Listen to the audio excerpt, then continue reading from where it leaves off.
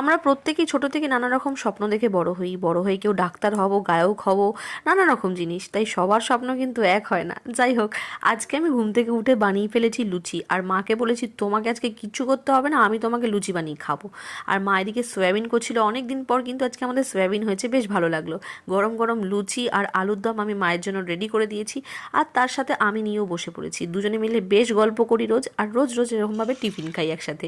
তারপর রাতের খাবারটাও রেডি করার জন্য চানা ছোলাটাকে ভিজিয়ে দিলাম, আর তার সাথেই দেখছি আমার ওষুধগুলো সব চলে এসছে।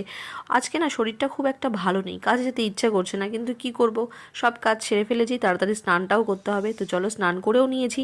আর আজকে না রোদ ওঠেনি একদম, ওয়েদারটা খুব খারাপ হয়ে আছে। প্রত্যেকদিন আমি স্নান করে আগে সূর্যকে প্রণাম করতে আসি, তারপর কিন্তু আমি সব কিছু করি।